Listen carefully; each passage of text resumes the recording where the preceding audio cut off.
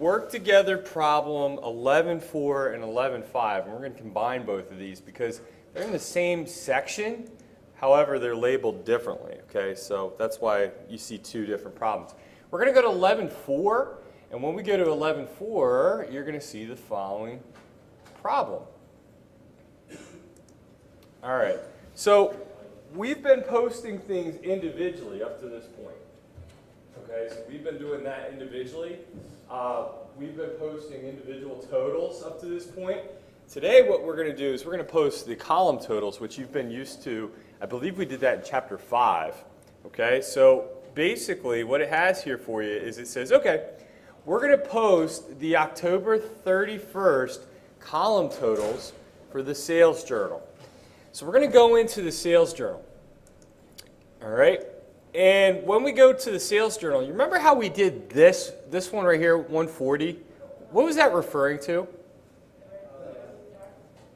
Which column?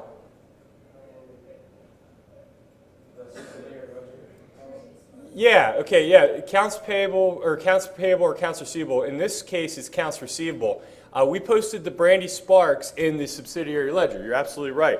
However, what we have to do is, remember, we have many different accounts receivable transactions, don't we? And we add them all up. We get $7,377.60, right? So we got to post this total. Now, when we post this total, we're posting it not to the subsidiary ledger, but the general ledger. Remember the general ledger with all the accounts that we started off with, from cash all the way down to expenses? Are we going to debit or credit accounts receivable in this transaction? Right, okay, so we're going to debit that. So we're going to go right down here and we're going to find accounts receivable, sorry. Okay, and then what we do is we're going to go and put what date? No, the 31st, right? This is done at the end of the month, so we want to put down the 31st. Okay, once again, what page? Yeah, S10, right? Sales journal, page 10. We're going to debit which number? Right, we're posting the totals now, guys. So we're putting $7,377.60. Okay? Now it has a debit balance, right? So if it has a debit balance and we debit it, what do? Oh, what's that? Oh, thank you. Thank you very much. You add them, yeah, very good. So we're going to add them up. So we should get, I got 662. Yeah, it should be 8,662.33. Yeah, I have the answer key.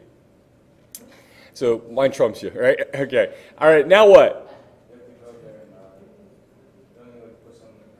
Yeah, you put it in parentheses, right? We put what in parentheses? Right, we put the account number in parentheses. Why do we put it in parentheses? Well, so you don't make a mistake, right? You don't think this is $1,130, right? Okay, so next we go to sales credits. We're going to find sales. We're going to credit sales right here for $6,960. Once again, we're using the 31st. We're using S10, the page number. We're crediting $6,960, right? They both have credits, so we do what? Add them, yeah, and I got $240,295, right? Okay, and then what? Yeah, you got to put this account number right here in parentheses. So we'll put 4110. Okay. Next up, we have sales tax payable, right? So we find sales tax payable in our ledger. And so when I go to sales tax payable, I'm going to notice it has a credit balance. Okay, so I'm going to put down, once again, S10.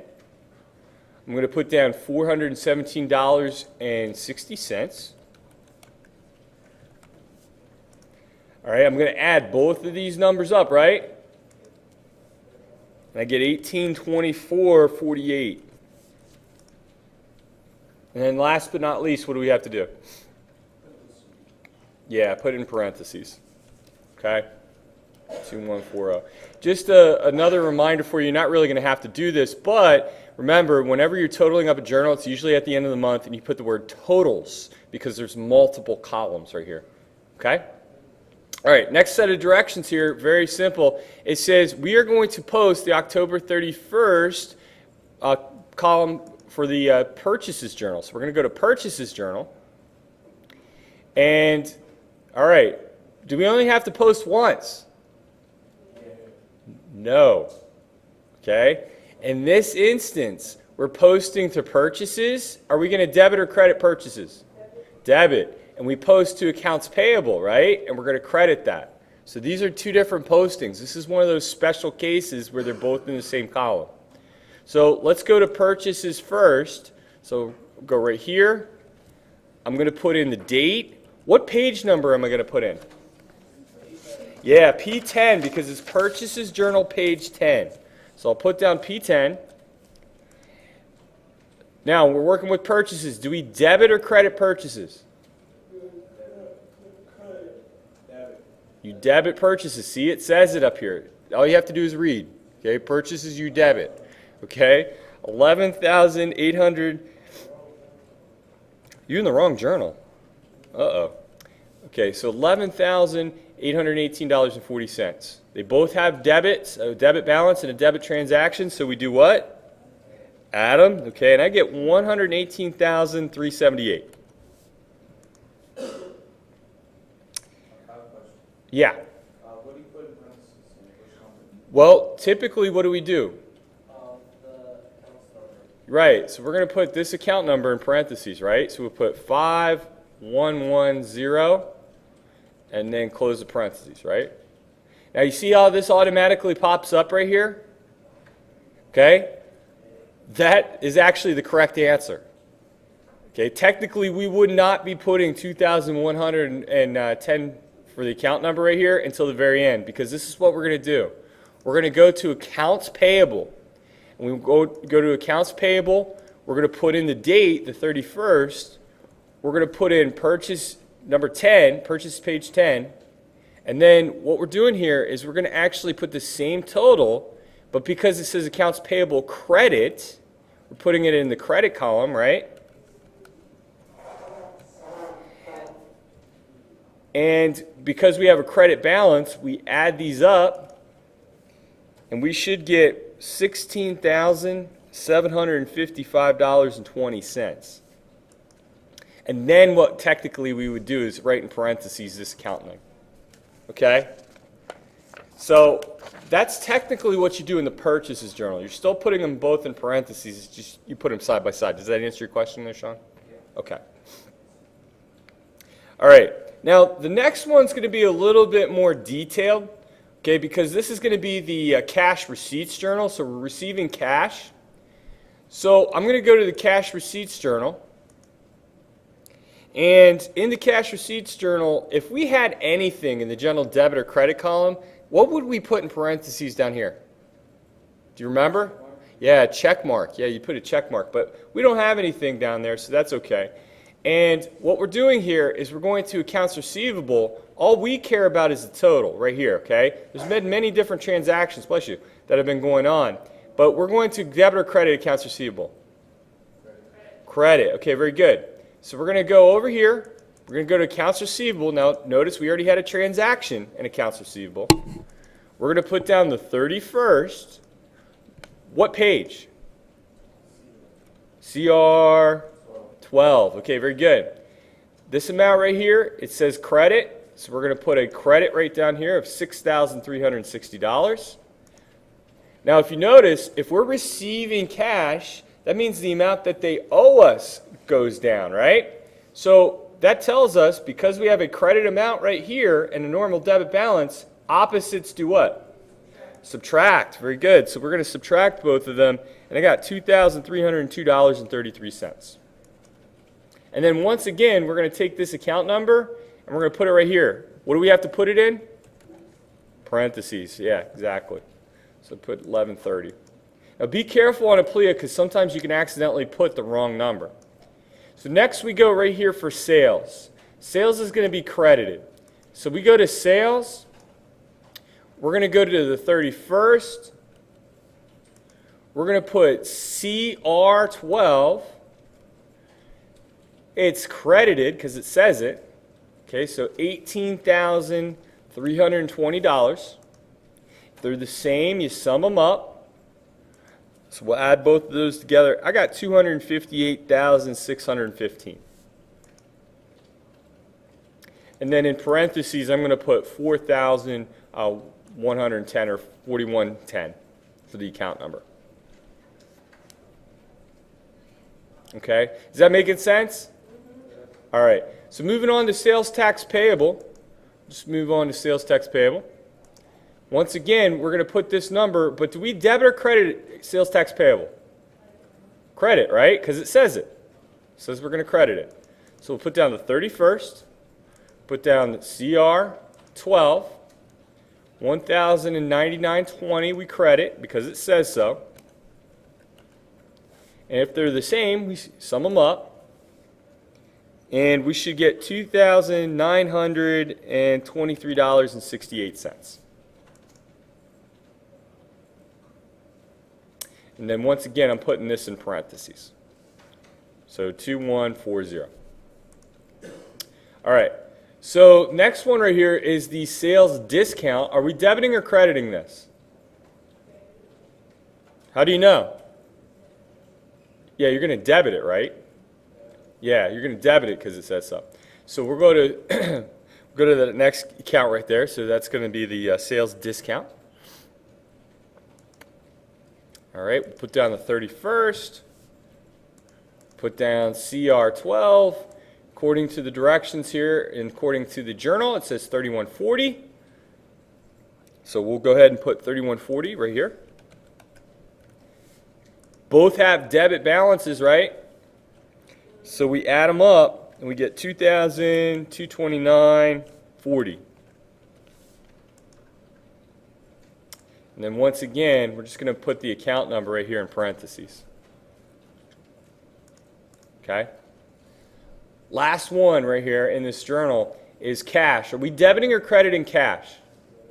Right, we're debiting it. So we're going to put this number, $25,747, in cash. So we're going to put cash right here. We're going to put down the 31st. We're going to put CR12. We're just going to transfer that number right here into the debit column. So get $25,747.80. And because they're the same, you add them up. I get $38,983.38. Okay? And then once again, I'm going to take this account number, put it in parentheses right underneath. So really, all it is just transferring numbers. Okay, that's it. And just knowing where they go. And the great thing is knowing where they go, they already tell you, which is wonderful.